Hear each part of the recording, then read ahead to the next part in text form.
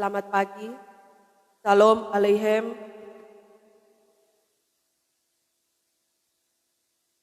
Hari ini Kamis 7 Juli 2022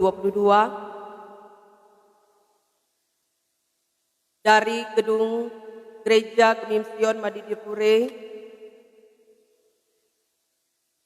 melalui Suara Fajar Sion, saya Pendeta Jane Dungus mengajak saudara-saudara untuk beribadah bersama.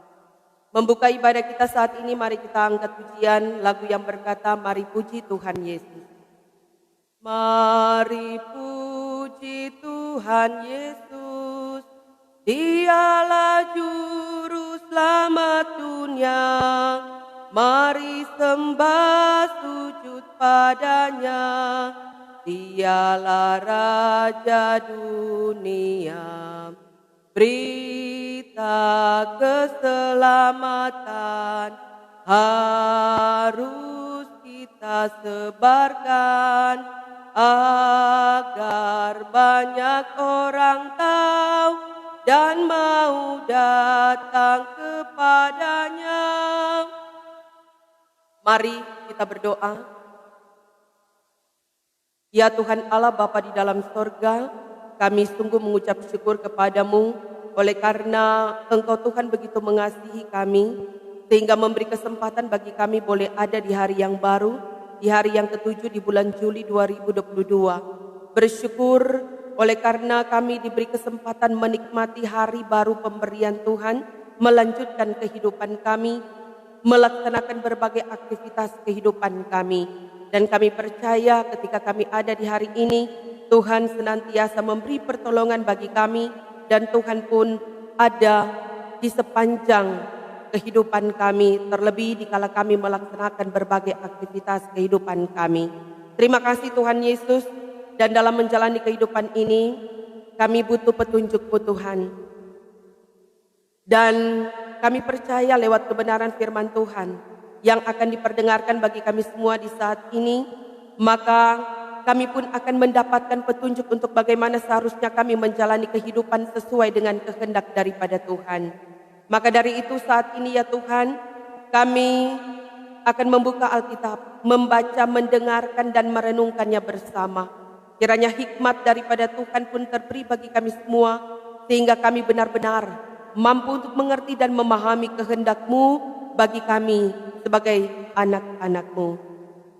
Berfirmanlah bagi kami saat ini ya Tuhan Allah, sedialah kami mendengarkannya. Sambil kami bermohon, ampuni kami dan kasihani kami Tuhan.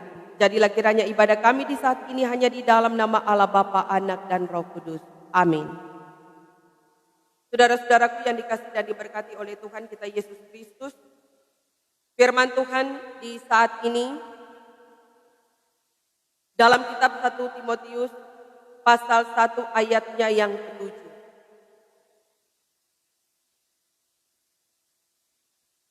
Firman Tuhan berkata, mereka itu hendak menjadi pengajar hukum Taurat tanpa mengerti perkataan mereka sendiri dan pokok-pokok yang secara mutlak mereka kemukakan. Demikianlah firman Tuhan dalam kitab 1 Timotius pasal 1 ayatnya yang ke-7.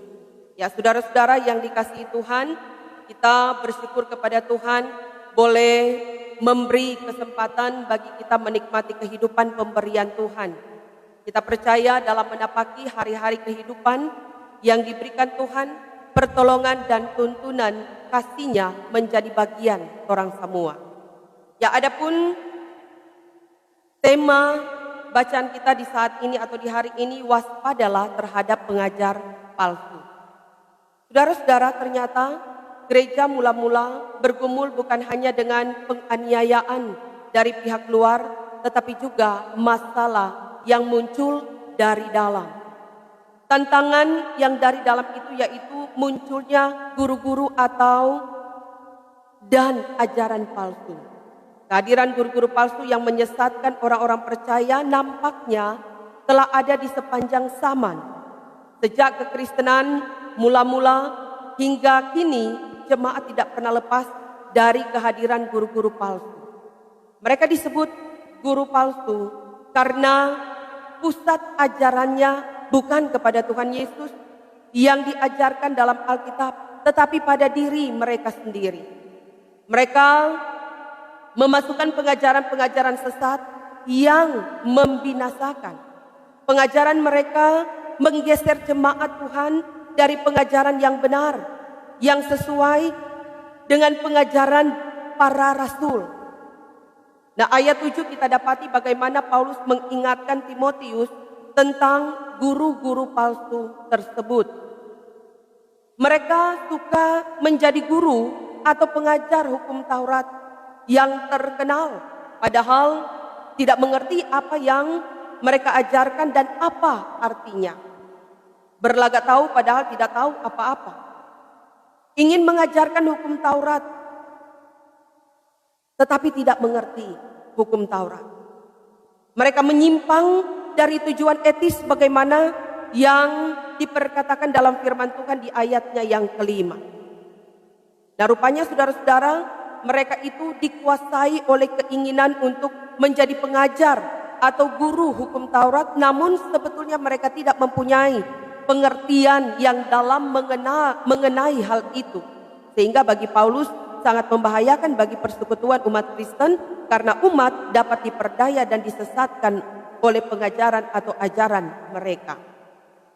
Mereka dalam hal ini memperkosa dalam tanda petik hati nurani setiap orang yang mendengar, sehingga hati nuraninya tidak murni lagi. Nah, saudara-saudaraku yang diberkati dan dikasihi Tuhan, pengajaran Tuhan Yesus yang terkenal yaitu khotbah di bukit. Dalam kitab Matius pasal 7 ayat 15 hingga ayatnya yang ke-20. Di situ Tuhan Yesus memperingatkan tentang akan datangnya nabi-nabi atau guru-guru palsu yang menyesatkan. Dan Tuhan Yesus menggambarkan tentang keberadaan nabi-nabi atau guru-guru palsu yang secara lahiriah tampaknya saleh, tetapi dalam hati adalah serigala yang haus. Nah, mereka adalah serigala yang menyamar seperti domba yang bertujuan menyesatkan domba-domba Allah. Cara kerjanya halus, tidak pernah kasar, kerja cerdik, mempesona, amat meyakinkan seperti iblis merayu Hawa. Nah, mereka sangat berbahaya. Ya, tentunya kita umat Kristen harus berhati-hati jangan sampai terpengaruh dengan para pengajar yang ingin mengajarkan ajaran-ajaran yang nyata-nyata ia sendiri tidak begitu mengetahui apa yang ia ajarkan. Sebab saat-saat sekarang ini ada banyak yang sangat berani mengajarkan ajaran yang katanya itu firman Tuhan. Tapi kenyataan pengajar-pengajar itu ada juga yang bukan bertujuan untuk kebaikan dan mempersatukan, tetapi untuk memecah belah. Seperti retaknya hubungan suami istri, orang tua anak, hubungan saudara, dan hubungan teman. Nah, ini mengakibatkan retaknya hubungan kekeluargaan. Nah, semoga orang selalu waspada dan tidak mudah goyah, tidak mudah dipengaruhi oleh mereka yang menyesatkan.